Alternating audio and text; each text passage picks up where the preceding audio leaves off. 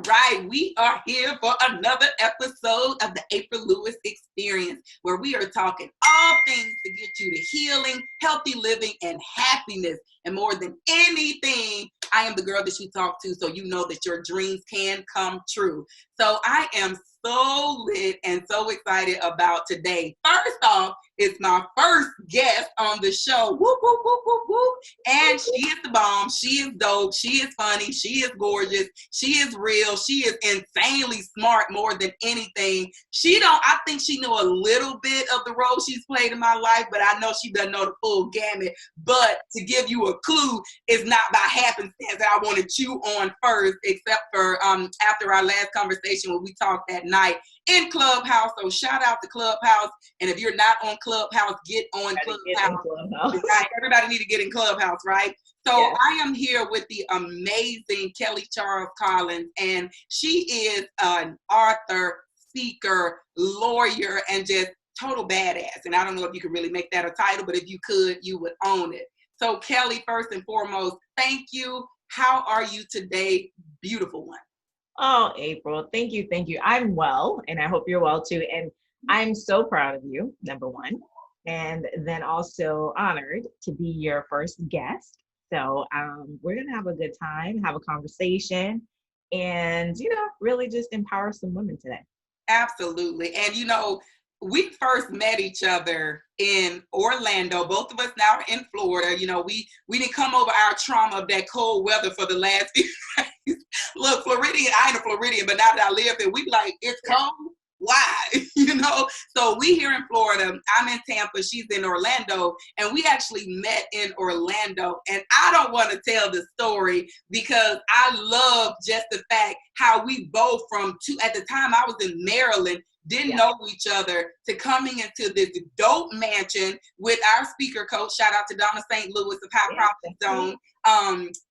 Kelly, take us back to that day. What was that? October of last year? Oh, man, I don't even remember was it October? Wait, what year? This 2020. Well, weren't we in the mansion twice together? Oh my gosh. I don't know. Anyway, the mansion is just a magical experience, right? To just be in a room with like-minded people who have vastly different backgrounds. Like you and I have very different backgrounds as far as our professional lives, our personal lives. But for me, there was just something about you. I'm Jamaican. And one of the things that we say, if we don't like people, is like, my spirit don't take you. Or my spirit never take them. Yeah. But there was something about your spirit, which it took me, right? I did really, really like you. And I know that like at night, we would hang out late at night, right? In the bed, just talking about foolishness and just hanging out together. And for me, you were just a very real person. And I'm a very real person, though I'm a lawyer and, all the things that I've accomplished in life. One of the things that I pride myself on being is a salt of the earth, right? And what you see is what you get. So what you see here today is what you're going to see tomorrow, what you're going to see on stage, what you see in the courtroom. Now in the courtroom, I'm a little more fierce, but it is what it is. And court, by the way. There was just something about you. And I think also us being in that space and really trying to understand who we were in terms of the impact that we could make on the world. Right? Yeah. So you definitely know who you are. I definitely know who I am. But how do we then leverage that to impact people, right? Impact lives. And, it's interesting. I was just on Clubhouse and somebody was saying, I don't change people. And, I think about that. It's like, I don't necessarily change people. What I do is open people's hearts so that they can change their mind. Right. And so I think that was, as we were all there together, just being open and free and wanting to understand who we were in that space, it created the space for us to just bond. And I just adore you. The things that you say, I'm like, I don't know where they come from. Me either. Why do you know where they come from? They come from God, because I know you're a woman of God. And we're different, but we're so alike. Bless it. Absolutely. And first off, bless you for all of that. I feel the same way about you. And for me, when I first met you, and this is going to sound stereotypical, but it is what it is. Not, well, whatever it is, I would never ping you for a lawyer.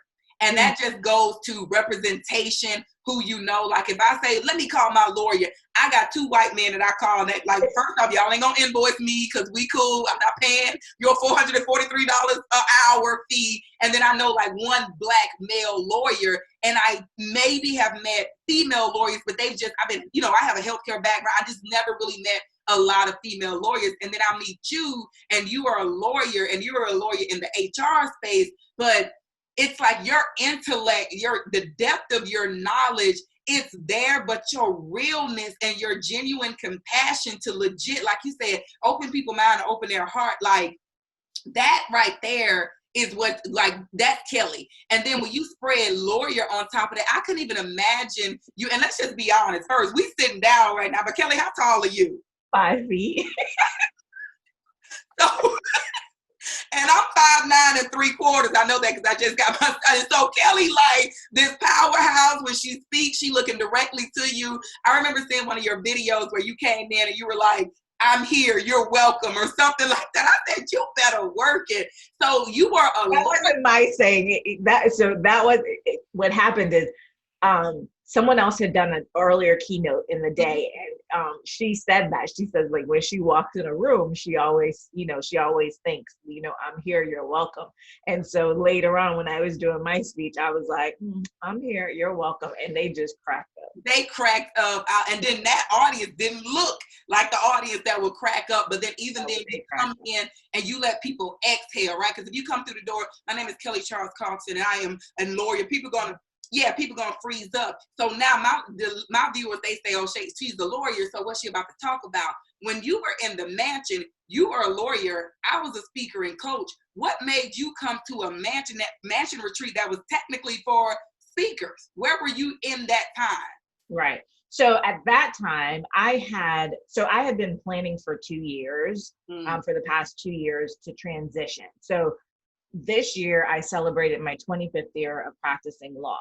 I had decided 2 years, like in 2000, at the end of 2017, I had decided I wanted to do something else. I wanted to use my voice differently, right? And as a lawyer, you have a lot of restrictions about what you can say, how you can say it, when you can say it. You have clients that you have to worry about. And so then I started, I'm going to write a book, because I had been speaking about, all kinds of things, workplace investigations, and people asked me a lot of questions. That was my expertise. Okay, I'm going to write a book. So I wrote a book.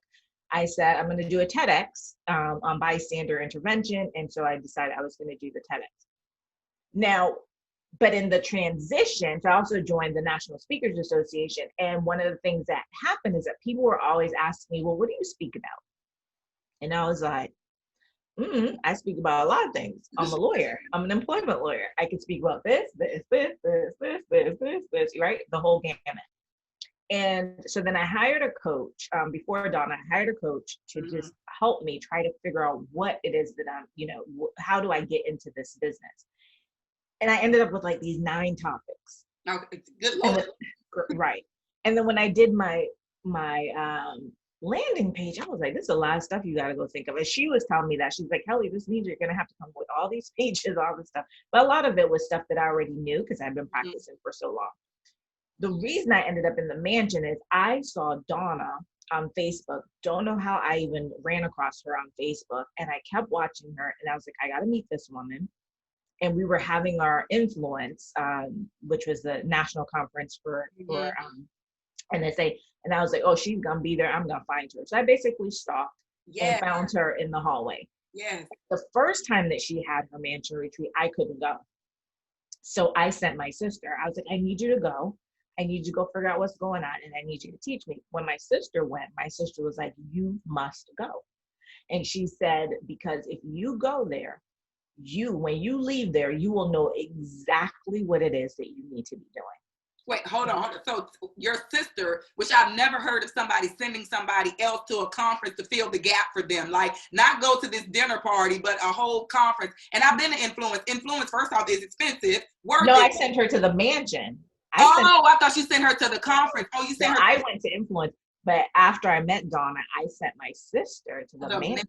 Okay, sister, shout out to my sister Tara. Feel free to send me to a mansion anytime. Okay, go on. So you sent your sister. She's at the mansion. Yeah, she went because I knew that my sister would take it on, and she would take it indifferently, right? So my sister is the person in my life who, if I'm ever confused or unclear, that's the person I go to. She'll clear me right up, right? She's brilliant at doing that. So I sent her because I couldn't go because I had a trial. And I was like, okay, I need you to go. So she went, she got all the information, she, the whole thing about the bat signal, everything. And when she came back, she was like, you have to go. She's like, you have to go personally because you will get very clear. And so that was the purpose in me going to the mansion, was to figure out how do I put myself out there? Like, how do I leverage what I've been doing for all these years in a different space and come into that space in a powerful way, right? Because people had been saying to me was like, oh, but you're a new speaker. No, I've been speaking for 25 years. I speak to juries every single day, right? I speak to clients, right? And I've been training and teaching ever since I've been practicing law. And so I needed to figure out, okay, how do I cut those 9 things down into something that people would know me for? And so we cut it down into the 3 things. I mean, it was hard, and Donna pushed me, but it was the best thing because now people know. If it's unconscious bias, it's Kelly. If it's bystander intervention, it's Kelly. Now, around courageous conversations, ever since George Floyd, it's Kelly. Yeah. But it really put me in that space. And that's like for me, that's the power of coaching, but the power of having the right coach, right? To understand what you need in order to help you to leverage what you have. I love it. So you're saying some words that I heard. You educated me tremendously, and we're definitely going to have you share your story, if you're open to it, about what happens with your family. So unconscious bias and the bystander. Tell us what that is. Like especially 2020, people realizing like, oh, maybe I am a racist, or, it's like we got some stuff going on. And I'm familiar with the Harvard Implicit Bias Test, which I recommend to the corporations that I do engagement work for, because you got stuff inside of you that naturally it's been there from external influences, whatever, situations, trauma, whatever, but we all have unconscious biases. So what does that mean? So for somebody listening, they've never heard that before. Like, unpack that for us. Okay. So unconscious bias are snap judgments that we make about people or places or groups of individuals, right? So if you think about stereotypes are unconscious bias. We all have unconscious bias. It comes from our learned rules, things that we've heard, read, seen, and experienced throughout our lives, right? And so some people don't want to acknowledge that they have it because they think, oh, it means that I'm being called a racist. It means that you think I'm going to discriminate against you. Totally different things. Unconscious bias is unconscious. You're not aware of it. It's outside of your awareness. But what it is that we get so much information into our brains every day. Only some of it we can consciously process. So the rest of it gets filtered through the things that we've experienced in life, positive or negative, right? And what we've seen or touched or heard, whatever comes in through our senses. And so then when we have to act quickly, right? So we think about unconscious bias, it is an instinct. It's not analysis. So when something happens, think about fight, flight, freeze, right? That's your unconscious bias. I don't have time to think about those footsteps that I hear in the dark parking lot. I'm going to do something, right? We don't have time to analyze that. Right. That's what happens with your unconscious bias, right? So that because, you're tired, you're stressed, you're hungry, you're mad, whatever it is, right? You're overwhelmed. In those moments, your brain is just going to put out that information, right? It's going to make a snap judgment in order to help you make the decision. When you're talking about the workplace, that's not a good thing, right? You want to have conscious processing of information. And so that's why there's such a big thing about disrupting your unconscious bias and understanding what the impact is. So, saying that unconscious bias is different from discrimination and racism, yes. The impact, however, is the same, right? So the intent might be different, but the impact is the same, and that's why it's important. Bystander intervention, on the other hand, is what happens with the bystander effect is that the more people that there are, the less likely we are as individuals to act, right? So if we see something happening out in the street, or we see something happening at work, if there are other people around, we're like, they'll take care of it, or I'm not getting involved, let them handle it. That's what the bystander effect is. And so I teach people about bystander intervention, because oftentimes people don't intervene, not because they don't want to, because they don't know how to. Mm-hmm. And so I teach them what I call my 4 C's for safe bystander intervention, so that they can understand that there are little things that you can do. My TEDx, I talk about there's so much room between nothing and death, right? And there's always something that you Good can do. Lord, Kelly, I'm happy I'm recording this, because the quotes, honey, there's so much room between nothing and death. Come on, like that dash. Oh, it's a poem about the death.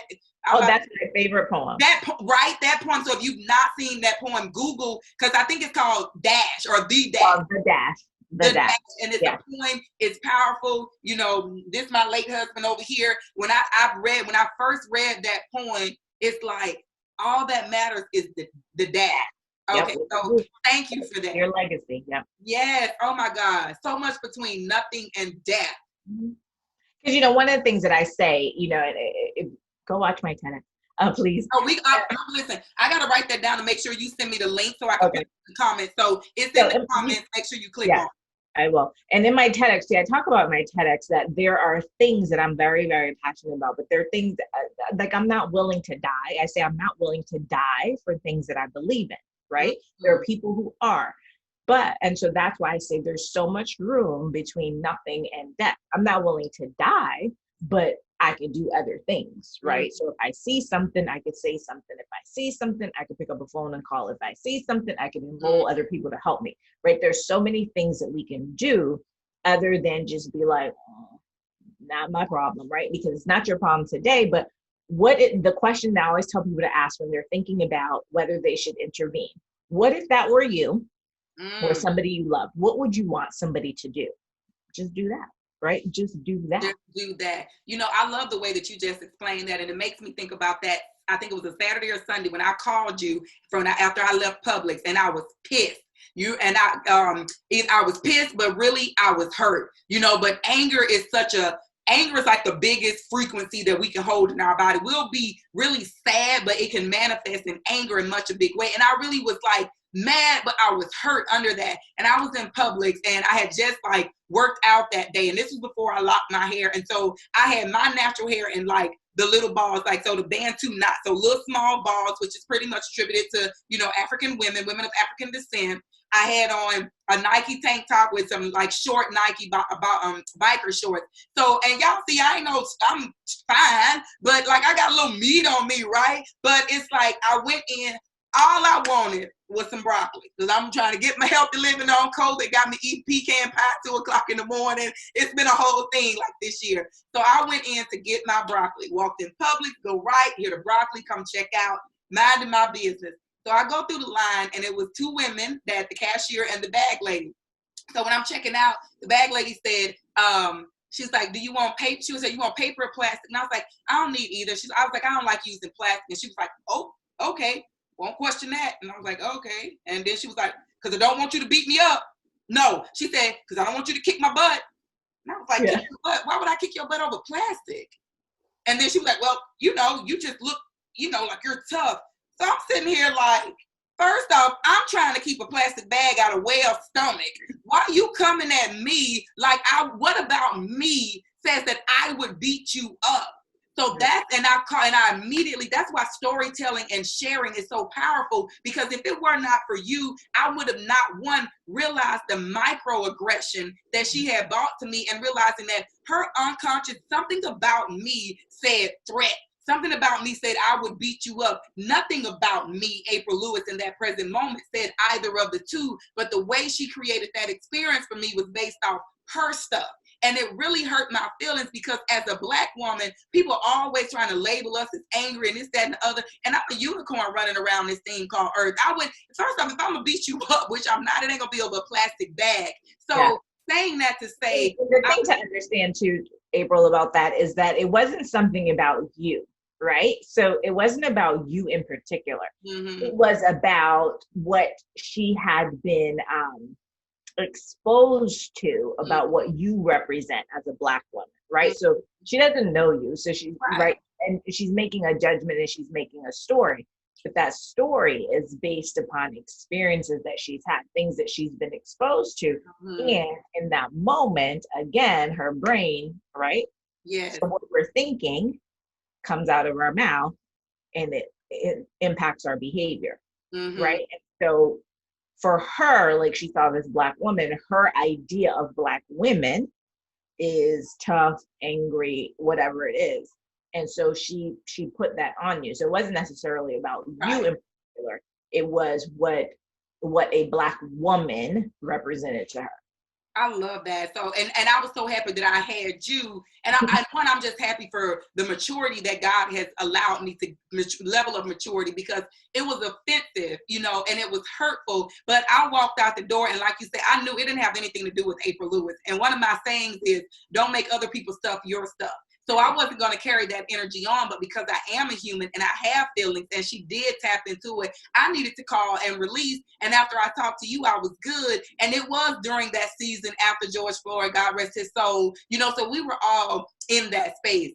So you take these two very serious topics, and you talk about them and you teach them, but then you're also, now you have this amazing women empowerment group, women bosses moving the needle, generating revenue. Is more than just feel good, like crushing it. Ladies who leverage.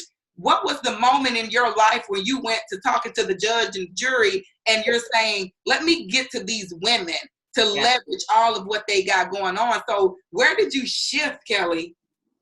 I don't know that it's necessarily a shift. I think it was just a realization. One of the things that I know is I understand my power, right? I understand the power of being me. And when being in a very male-dominated profession, understanding how to navigate. The last 3 years of practicing law in Tampa were some of the most intense in terms of how I was mistreated. I won't say treated, mistreated by my white male colleagues. I mean, I grew up working in Miami as a lawyer, and we call that the Wild Wild South. And I didn't get half the mess that I got here. And so it just got me to really thinking about, when they would come at me, I tell them, buckle up, you better get ready, because I'm not the one, right? One lawyer, he was in my face. I said, you talk to your wife that way, I'm not her.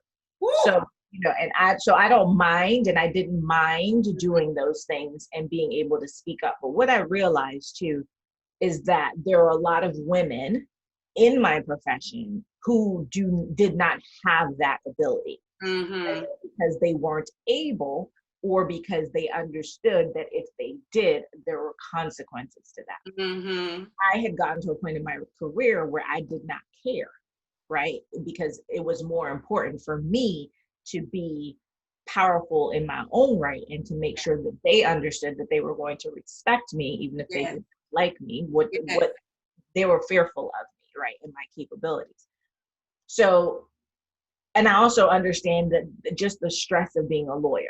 And so originally it wasn't going to be Ladies Who Leverage, it was Sisters in Law, because what I wanted to do was bring women lawyers together to talk about the things outside of the substantive things that we do in law, right? Around, whatever area we practice. And it was interesting because when I did that, I got a lot of pushback from them, which threw me. From the sisters? From lawyers, from female lawyers. Right. Yeah, it really threw me, because I was like, I'm creating this thing. We were going to go to the mansion, just like we had done before, really talk about, your mind, body, soul. How do you get that together so that you could show up and show out every single day in your power? And they pushed back. And I was just like, what's wrong with you women? Right. Right. And I was just like, no, I'm like, I see all these groups, and we see all these women, and they go to these conferences, and they, I'm like, there has to be a way. And so I was not going to give up, because I know that I know how to create spaces. I know how to create safe spaces, and I know how to empower people. And so I was like, no, I'm going to do something else. So I actually talked to one of my friends who was a lawyer, and we went through this whole thing. And, like, who are the people? What do I want to do? And that's how I came up with Ladies Who Leverage. I was like, I will just open this to all women, right? If you're in business, whether you have a business, whether you're transitioning, And the lawyers who need to be in that space will come, which now the group has lots of lawyers in there, right? I love it. But we also have so many other amazing women. And the goal was and is to create this space where women ask for what they want and what they need. I hate traditional networking. I don't like business card bingo, and I don't like small talk, right? You don't. So I don't really want to know how your dog's doing. I don't. And, we know that, listen, we all know that when we go to these things, the whole thing is that we want to know, are you beneficial to me? How can I be beneficial to you? Right. If I have to get through your dog and your children and, your backyard and your new bicycle and all that stuff, I'm over it. Like, I don't want to be in there. I'm an ambivert. And so in those spaces, I don't do well. So I wanted to create a space where we took all of that fluff away, right? And just get down to brass tacks. Like, what do you need? Do you need a relationship? Do you need a resource? Do you need expertise? What the heck do you need to move your business forward or move your career forward, move your life forward? I don't have time for the rest of it. We do talk about all kinds of other stuff. Right. There has to be value. If I'm going to ask you to give me your time, which I do, twice a month in our summit, you have to leave there with something that you can do. Like, you have to. You just hit on $1 million point that I want everybody that's under the sound of our voices to hit. You had a dream. You had a vision. I'm going to start, sisters. I remember the logo. You had the scales, and I think it was to symbolize balance. And I was like, that's so dope, because I'm one of those people. That's why I love talking to workforces, is because I always tell them, yes, you are an employee, you're a leader, you're a CEO, you're a manager, you're whatever, but you're a human first, which means you got basic humanistic needs that need to be met. You need to feel safe. You need to have a sense of belonging. All your needs need to be met, right? And then you can show up as this rock star professional, right?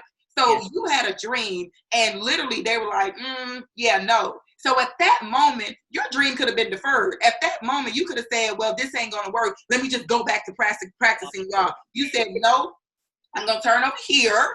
I'm going to leverage what I do know. And you took the same concept. And I really want to hone in on that, because that's what I want people who listen to me to know. Life is going to happen. Life is going to come in. Somebody's going to fire you. Somebody's going to tell you you suck. Somebody's going to tell you this. You're going to tell yourself all of these things. You're not going to have the money. You're not going to do this. But yet you still got this thing right here that you're holding on to, that you want to do, that you like, I know this can work. And like Les Brown says, your dreams are possible. So you said, this isn't going to work over here. It's going to work. I just need to tweak it a little bit and come over here. What inside of you was going on? What conversation were you having with yourself that said, don't stop, don't quit, go to Ladies Who Leverage? What did it for you? So there's a lot of things. One is I'm a master of reverse engineering, right? So anything that I see. Pause, okay. And when I get fancy, I'm like, when what my baby named Kendall, my content manager, she gonna be doing stuff like words coming across the screen. Master of reverse engineering. Gonna start with the end in mind and work that thing backwards. Okay, I just had to. So that is something that I'm, and it's why I've started my new coaching program, which is the Visionaire Incubator, is to help women to transform their vision into reality. Yes. Because I think it's important. The other thing too about me is that I believe in this whole thing about sit, don't stay. And what I mean by that is, so in that moment, I did sit in the disappointment of, how could these women who are in the same profession as me not get the vision? Yes. Right? How could they not see what I was trying to do? Now, I could have sat there and just been like, woe is me, and continue to be, and whatever, and Ladies Who Leverage would never have happened. But what I had to look at is, why was I doing it? Was it necessarily for lawyers? Yes, it was, because I have a special place in my heart.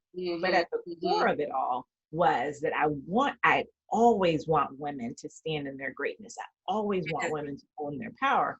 And so it didn't have to be lawyers, right? So, and I had to go back to the whole point that I always think, like, being a lawyer is what I did for a living. It's not who I am as a person. Amen. Hey, see, Kendall, she gonna have all them words coming across. It's not who I am. Yes. It never was. People used to ask me all the time, what do you do? Where do you work? And I would say at a law firm. I didn't care if they thought I was a secretary, a copy girl, the assistant. I didn't care. I would never tell them I was a lawyer. I love it. So I had to think about, like, what was the real reason that I was doing that. And I think that's when you're talking about visions, when you're talking about goals, you're talking about all these things, like what is the real reason that you're doing it? Because if there is a real reason and there's a purpose, then you may just have to shift. Like, how do I get that across? So originally with Sisters On, like you said, I had a website, I had a logo, I had done flyers, I had gone and done speeches and talked to them about it and told people about it. Yes. And when it didn't work, I pulled it. That's the other thing. You cannot be afraid to pull it back. Yes. Wipe it clean, start over. Right. And I didn't care. Like, I don't care if anybody. Well, it didn't work. So I'm going to move on to something else. We're moving on. Right. Stay, don't sit. That's right. Sit, don't stay. Don't stay. So sit in and don't stay in that place. Right. Like, I think about the story of Christ when he was in the Garden of Gethsemane, where he was getting ready to go to Calvary and lay down his life for all of us. In that garden, the word said that he was sweating, like his sweat was like blood, like he knew what he was about to walk into. And he's like, God, like basically saying, like, I can't do this, but not my will, your will be done. And what you were saying to Kelly, like, okay, Kelly, my why is bigger than these sisters know. My why is I want women to walk in their greatness. I want women to get from where they are to where they want to be because they can, and it doesn't have anything to do with the roles that you've been playing and your titles. So you did that. For anybody that's watching right now, Kelly, and they literally are stuck under the umbrella of who they are as being defined by their job, their responsibilities at home, but they got this thing over here that say, I want to be a coach, I want to be a speaker, I want to be a lawyer, I want to be a musician, I want to be a gardener, but I can't. What would you tell these beautiful women and men that's listening? Number one, you can be and do anything that you want, put your mind to, right? That's the thing. It's your mind, right? So you can either let people and let yourself speak death over your dreams, or you can pursue them, right? So now, we hear people talking about doing vision board parties and, all this stuff, and that's wonderful. So I cut out a bunch of pictures and I stick them on something, and, somebody says, say a few affirmations and, hope the law of attraction. No, that's all crap. You got to do something. I was going to say something else. You're going to make me spit my tea on my Mac. And it's not just all crap, but it's more faith without works is dead. I can't sit up here and say, I'm a millionaire, but yet I don't get out of bed and do some work. So I totally amen what you're saying. And so all of those things are good, right? But the thing about affirmations, though, is that you have to first believe what you're saying, right? So you have to believe that what you're saying is true. So if your mind is not right, so like, my coaching program is 6 weeks. The first week is about mindset. Like, we have to slay imposter syndrome, and we have to get your badassery audit in order. And then we can work on reverse engineering that vision into reality, right? But if you don't believe, then you can't do it. So if your words are can't, don't, ain't, woe is me, whatever, then that's just the way it is. But if you really truly believe that you're capable, right now, it's going to take work. It may take loss. It may take sacrifice. It may take all kinds of things. But you have to do the work. And sometimes when you, like for me, you see the vision one way and you have to do it in order to figure out that that's not the way. Yes. And you have to be willing to go this way, right? When I got fired from my job at the end of the year, right? Not because I wasn't awesome, but because they couldn't afford me. I had to figure out, do I stay there and just go get another job, right? Which I could as a lawyer, or do I step into my purpose, which is to be the light for others to step into their greatness? I had to make that decision. Wait, pause for the cause, Kelly. Do I step in my purpose? What was that part? So here's the thing. I believe that my purpose in life, this is my true purpose in life. Yes. My purpose in life is to be the light for others to step into their greatness. Same, like all God created me to do and took me through all this trauma of everything was to build me up so I can pour into other people. I want to wake up and be great and help other people be great. And obviously, we lean towards women because that's who we are, right? So for every woman that has a dream, between April Lewis, Kelly, and a lot of other people, link to the women who are here to help your dream come to pass.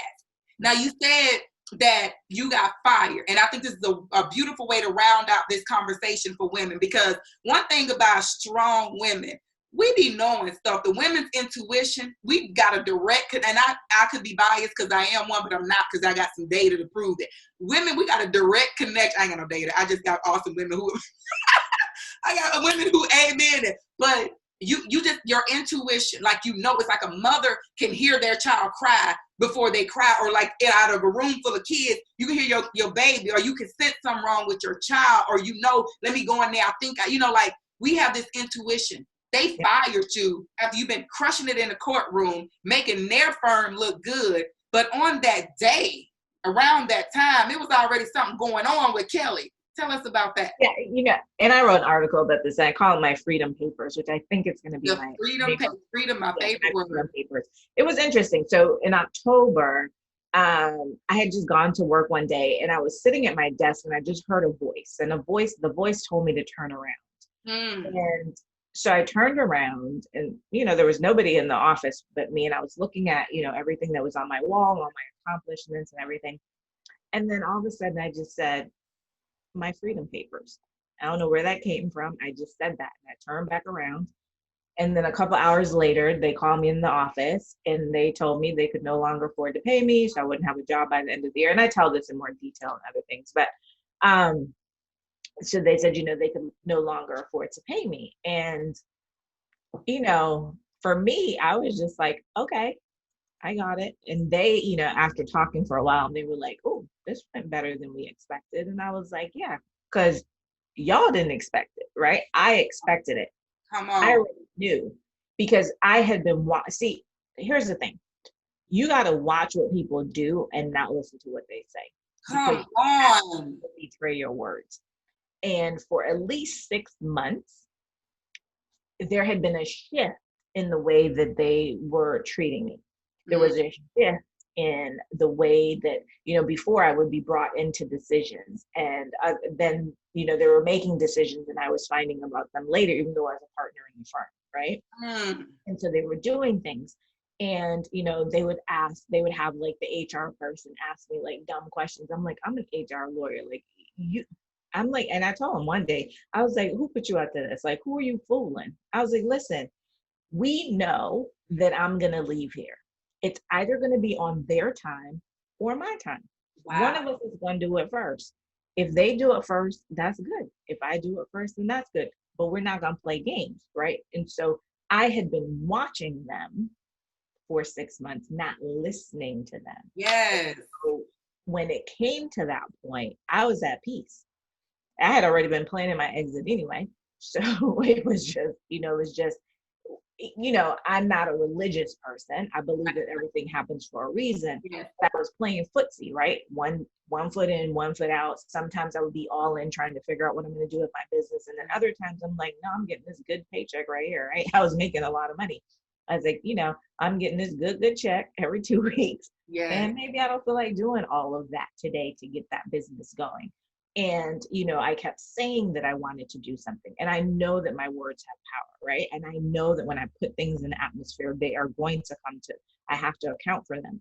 And so when they said that, it was the universe's way of saying, you've got to make a decision. You said that you want to do this. Either you're going to do it or you're not. Come on. So I just had to, and when it happened, I was just like, yeah, I'm going to do this over here. I'm going to leverage my profession to pursue my purpose. Leverage your profession to pursue your purpose. And you are 100% walking in your purpose right now. Yeah. I mean, when you all over your face. And it's interesting, April, because so we had COVID in the beginning of the year, and from being with Donna, we were doing our challenge and we were trying to figure out, how we're going to get speaking gigs and how we're going to do this. And then COVID happened. It's like, Lord, oh my God, what's going to happen, right?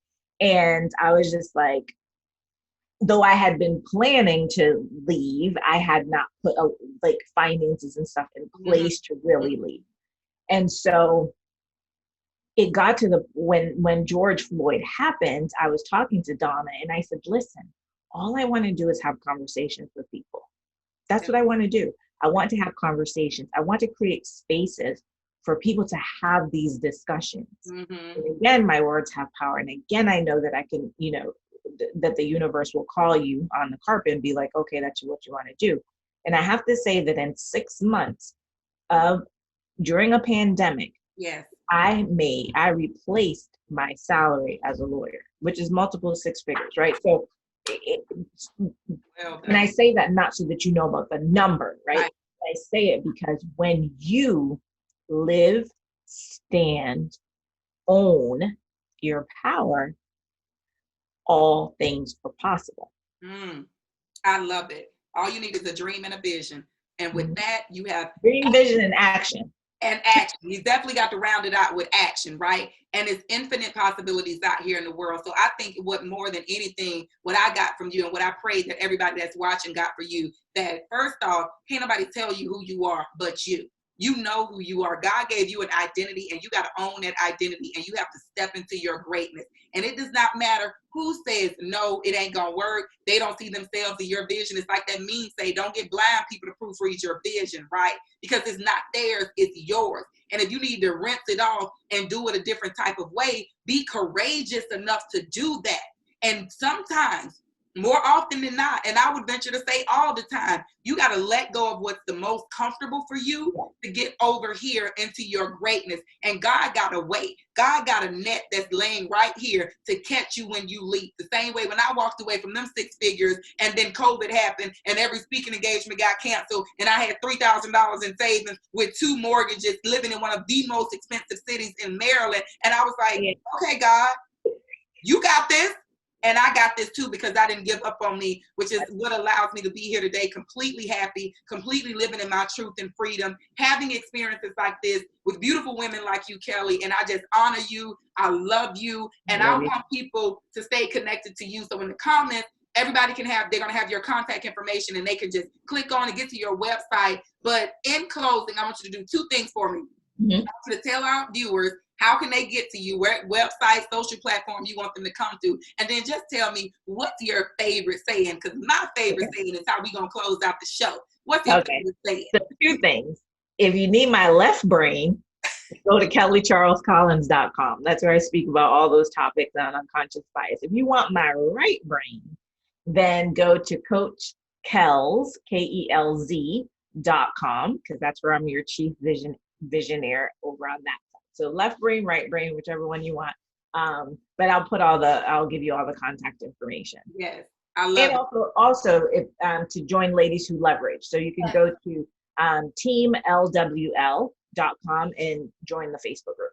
And shout out to that group because that group gave me by what you shared, gave me my first media exposure when I left corporate and became a CEO of my life. I got selected. They reached out to entrepreneurs to say, what do you love most about being an entrepreneur? And I responded not knowing that I would be selected out of all of these hundreds and hundreds of thousands of entrepreneurs.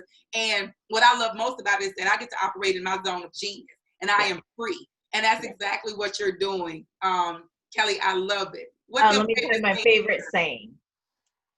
So my favorite saying is, I belong everywhere I am, but I don't belong everywhere.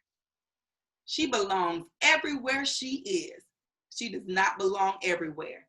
We're going to have to pick up and do a round 2 on that one because there's so much that can be unpacked because I automatically think about women. Oh, I'm this, I'm this, I'm this, I'm this, I'm this. And like Donna say, the fewer commas you got behind your name, the more commas you got in your bank account. So to my beautiful friends, you all are amazing. You know I am April Lewis, always here loving you, supporting you, and cheering you on. And if there's ever anything that I can do to support your greatness, email me at april@aprillewis.com. All of the information, the TED Talk, access to get to Kelly, to get to me is in the comment section. Like this video, share it, pass it on to a friend, and more than anything, make sure you subscribe, hit that little bell so when I pop something up, you'll get a notification behind it. And again, Kelly, thank you. I love you. Happy New Year. And to everybody, you got this. We'll see you next week.